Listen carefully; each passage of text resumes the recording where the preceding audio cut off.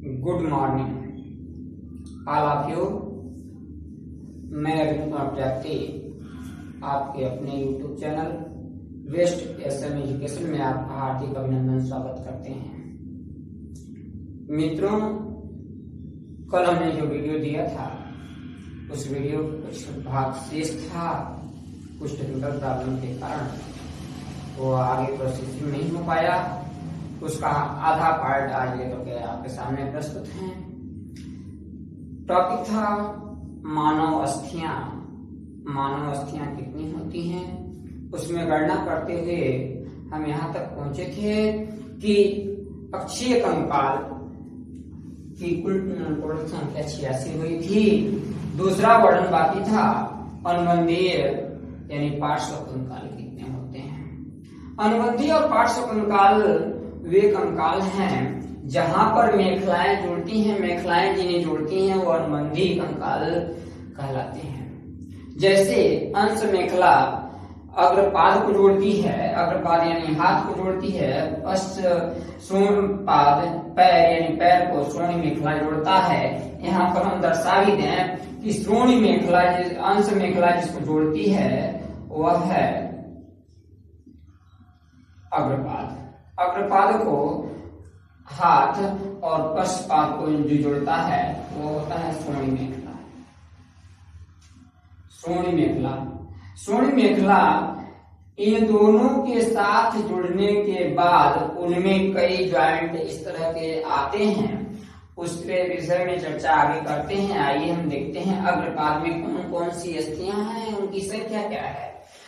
पहली अस्थि है अग्रपाद यानी हाथ, अग्रबाह। अग्रबाह जो आपके कंधे के नीचे जो कोहनी के बीच में जो अस्थि होती है उसे अग्रबाह कहते हैं, ह्यूमरस, जिसकी संख्या होती है 1। दूसरा आता है कोहनी के नीचे जिसे हम पश्चबाह कहते हैं। पश्चबाह में 2 हड्डियां हैं, पहला है रेडियस और दूसरा है अल्ना। रेडियस की संख्या भी 1, अल्ना की संख्या भी 1, इस तरह से पश्चबाहों की संख्या हो गई 2। अब आते हैं उसके पास हथेली से पहले कलाई की हड्डियां। कलाई की हड्डियां जो देखेंगे वह होती है कार्पल्स।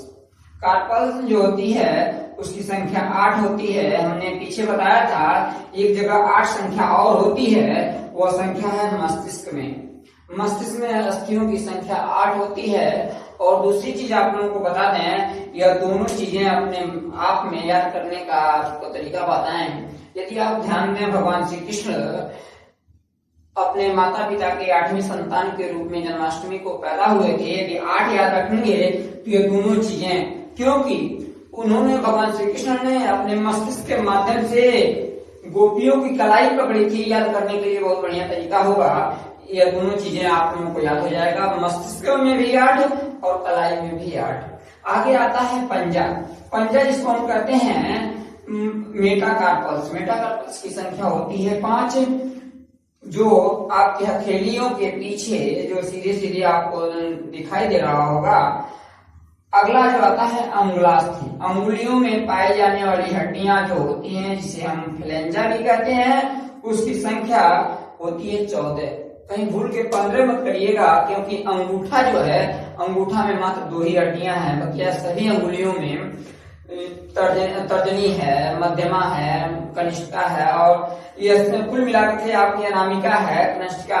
इन चारों में 3 हड्डियां, 4 12 और 2 14 हड्डियां, यानी कुल हम जोड़ेंगे तो यह मिलेगा आपको देखने में 14 1 15 और 8 10 और 5 यानी 30, और 30 एक बाह में, तो दूसरे बाह में जब गुणा कर देते हैं दोनों भुजाओं में जो हड्डियां होती हैं वो होती हैं 60।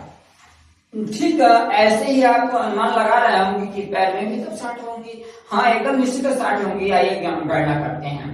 पहला आता है जांघ। जांघ पर बहुत सारे क्वेश्चन बनते हैं। जांघ की जो हड्डी होती है वह मानव शरीर की सबसे बड़ी अस्थि है। अब यहाँ पर मानव शरीर की जो फीमर है, फीमर की संख्या 1 होती है एक जंघे में। दोनों जंघों की बात करें तो 2 हो जाएंगी। आगे आती है, यहाँ पर देखेंगे कोहनी में कोई हड्डियां कैप नहीं पाई गई थी, लेकिन घुटने में कैप पाई जाती है। जो वृद्धावस्था तक पहुंचते पहुंचते कुछ सिगमेंट मिलेंगे, लिगामेंट के कारण वो सूखती है और दर्द होता है, घुटने में दर्द होता है, वो कहलाता है प्लेटेला। प्लेटेला की संख्या होती है 1। आगे जब देखेंगे हम तो आएगा, जिस तरह से यहाँ पश्च बाहु है उस तरह से पश्च बाहु जो हम घुटने के नीचे जब जाते हैं उसे हम कहते हैं पिंडलनी। क्या कहते हैं? पिंडलनी जिस तरह से पश्च बाहु 2 है, उसी रेडियस और अल्ना, उसी तरह से पिंडलनी भी 2 होती हैं। पहला होता है टिबिया और दूसरा होता है फेबुला। टिबिया की संख्या भी 1, फेबुला की संख्या भी 1, तो यह 1 दोनों मिलाकर जिस तरह से यहाँ 2 हुई थी उसी तरह से यहाँ भी 2 होती हैं। आगे आते हैं कलाई के पास जो हड्डियां होती हैं उसे हम टखना कहते हैं। हाथ में जो यहाँ से हम हाथ को हिलाते हैं वहाँ कलाई, और जहाँ से पैर को हिलाते हैं वहां से टखना कहते हैं। उसको हम कहते हैं टखना। क्या कहते हैं? टखना जिस तरह से इसे कार्पल्स कहते हैं उसी तरह से टखना को हम टार्सल्स कहते हैं। क्या कहते हैं? टार्सल कहते हैं। यदि बहुवचन में ले जाएंगे तो टार्सल्स कहा जाएगा। इसकी संख्या कहेंगे जितनी कलाई में होगी नहीं, क्योंकि यहाँ पर घुटने का जो एक कैप है वो एक कम हो जाएगा, यानी यहाँ संख्या हो जाएगी 7। अगला आता है 5वां पंजा। लेकिन पंजा वो जो हम कह सकते हैं कि जो पंजा, जो पैर का पंजा है, पैर के पंजे में जिसे हम मेटाटार्सल्स कहते हैं। मेटाटार्सल्स की संख्या भी 5 होती है, क्योंकि जो पैर के नीचे, पैर के पंजे के ऊपर देखेंगे तो 5 छोटी छोटी और रेखाएं दिखाई देंगी, कड़ी अपनी ठोस आकृतियां मिलेंगी, वो होती हैं 5, जिसे हम मेटाटार्सल्स कहते हैं। अगला आता है अंगुलास्थि। यानी अंगुलास्थि मतलब किसका अंगुलास्थि? पैर का तो है। अब हाथ का, जो हाथ का भी अंगुलास्थि होगी वो भी 14 है, और पैर की अंगुलास्थि है वो भी 14 होगी।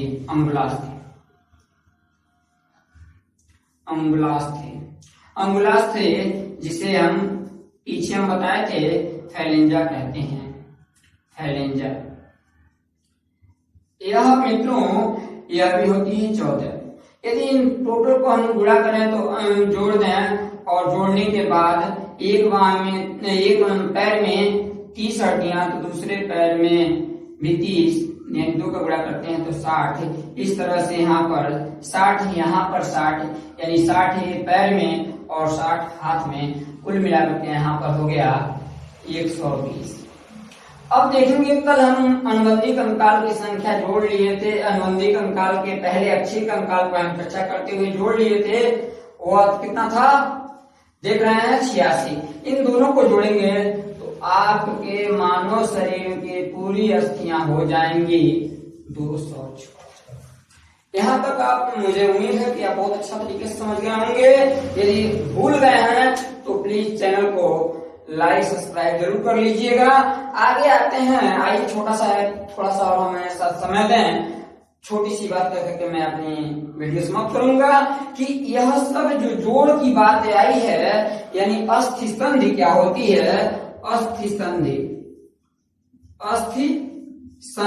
संधि का मतलब होता है जोड़ना, joint, bone joint. Bone joint क्या होते हैं? जहां पर हड्डियां आके जुड़ती हैं उन्हें हम कहते हैं बोन ज्वाइंट। बोन ज्वाइंट मित्रों मुख्यतः 2 प्रकार की होती हैं। वैसे तो बहुत सारे मिलेंगे आपको, लेकिन आपको परीक्षा के दृष्टि से लेकर चलना है तो यहाँ पर 2 होंगे। पहला होगा अचल और दूसरा होगा चल। चल संधि और अचल संधि।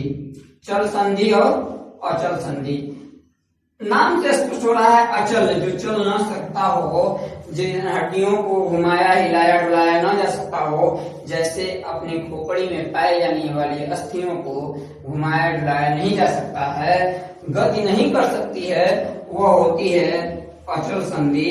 दूसरी होती है चल संधि। क्या है? चल संधि। चल संधि भी मुख्यतः कई प्रकार के पाए जाते हैं, लेकिन एक तीसरे की बात कर रहे हैं हम इसमें, तो तीसरा आएगा अर्ध अचल। अर्ध अचल,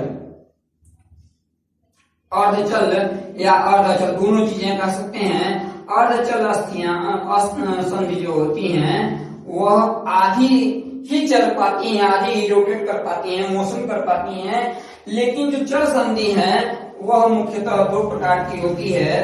पहला देखेंगे आप कब्जेदार संधि, कब्जेदार संधि, और दूसरा होता है खल कंदुक संधि। खल कंदुक संधि। आइए यहाँ चर्चा करते हैं कि अर्ध चल संधि क्या है। जो आधी चलाई जा सकती हो, थोड़ा सा रोटेट किया जा सकता हो, जैसे हम देखते हैं झुकने पे या पीछे मुड़ने पे कशेरुका, यहाँ पर समझाया था, कशेरुका यानी रीढ़ की हड्डी थोड़ी सी लचक जाती है फिर अपने स्थान पे आती है, यानी अर्ध अचल में हम अंगुलियों को कर सकते हैं, अपनी बाहों में कर सकते हैं। लेकिन कब्जेदार संधि क्या है? आप देखते होंगे कहीं फाटक खुलता है, कब्जा लगा होता है और वह केवल एक ही तरफ खुल सकता है, दोनों तरफ खुल नहीं सकता। एक तरफ खुलेगा, दूसरी तरफ खुलना चाहेंगे तो वो टूट जाएगा, यानी कब्जेदार संधि। जैसे हम देख लें कि अपना बाह हम इस तरह से मोड़ पा रहे हैं, यहाँ पर कब्जेदार संधि है, यानी कोहनी की संधि और घुटने की जो घुटने के जो जोड़ होते हैं, जहाँ घुटना है वो हम उल्टा नहीं जोड़, एक ही साइड में चलेंगे, इस नाते से कहेंगे कब्जेदार संधि। और दूसरा है खल कंदुक संधि। खल मतलब होता है ओखल और कंदुक मतलब होता है गेर। या हम कह दें कि यहाँ पर आपके सामने कि यहाँ एक खल बना हुआ है और इसके साथ रोटेट कर ले, घूम जाए चारों तरफ, हम जिधर चाहे उधर घुमा सकते हैं। जैसे हम बांह से यहाँ पर देख सकते हैं, यहाँ पर चारों तरफ घुमा पा रहे हैं, लेकिन हम यहाँ से चारों तरफ नहीं घुमा पाएंगे। तो इस तरह की संधियां जो संधि होती है उसे कहते हैं खल कंदुक संधि। खल कंदुक संधि में ये जैसे हम घुटने की अंगुलियां देख सकते हैं कि यहाँ पर दोनों तरफ नहीं घुमा सकते, लेकिन यहाँ पर इस तरह से नहीं कर सकते। ऐसे संधियों को हम कहेंगे खल कंदुक संधि। यानी हम उदाहरण के रूप में देते हैं कोहनी, घुटने और अंगुली कब्जेदार अंगुली, कोहनी, घुटना और कब्जेदार अंगुली कोहनी। कोहनी की संधि, घुटने की घुटना और अंगुली यानी फैलेंजा, फैलेंजा की कब्जेदार होती है। और खल कंदुक हम मेखलाओं की बात किए थे, अंश मेखला और श्रोणी मेखला में जो ज्वाइंट होते हैं उन दोनों को यहाँ पर अंश मेखलाओं की संधि जो होती है, मेखला की संधि वो होती है खल कंदुक संधि। मित्रों यहाँ पर आप समझ पा रहे होंगे, लेकिन दो चीजें और देख रहे हैं, क्योंकि हमने शुरू में एक लाइन दिया था आपको, खून का गाला बनाया ईंट जिसमें हड्डियां, और हड्डियों के बाद जो बाहरी आवरण है वो है मांसपेशियां। यहाँ पर दो चीजें हैं, थोड़ा सा जिसको शॉर्ट आउट लेना हो शॉर्ट आउट ले लें, फिर हम आगे बढ़ते हैं कि क्या वो कौन सा जोड़ है, क्या कहते हैं इन जोड़ को, कि जहां पर अस्थि और मांसपेशियां जुड़ती हैं उन्हें क्या कहते हैं, अधिकांश परीक्षाओं में पूछा जाता है। और दूसरी चीजें, और मांसपेशियां और अस्थियां या हड्डियां जहां जुड़ती हैं उन्हें क्या कहते हैं। मुझे उम्मीद है कि आप लोग स्क्रीनशॉट ले लिए होंगे। आइए चर्चा करते हैं। एक छोटे से टिप के माध्यम से ध्यान देंगे, जब आप मांसपेशियों को अस्थियों से जोड़ देते हैं तो उसे हम कहते हैं कंडरा। मांसपेशी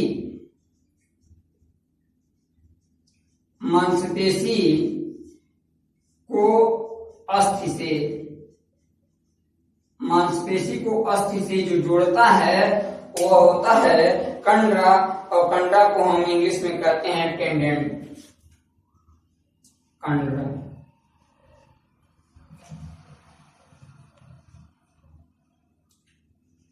टेंडन। अब दूसरी चीज जो होती है वह अस्थि को अस्थि से जोड़े, अस्थि को अस्थि से जोड़े या खुद अस्थि को मांसपेशी से जोड़े, यानी दोनों हम कह सकते हैं अस्थि और अस्थि। अस्थि प्लस अस्थि को जो जोड़ता है, जो हमने यहाँ पर बताया था कैप सूखता है यानी लिगामेंट के कारण सूखता है, वहां जो ज्वाइंट होता है वो संधि के कारण जो सूखता है, उन दोनों के जोड़ को, अस्थि और अस्थि के जोड़ को हम कहते हैं स्नायु। स्नायु जिसे हम लिगामेंट कहते हैं, लिगामेंट। यानी यहाँ पर 2 प्रश्न जरूर आप लोगों को मिलेगा।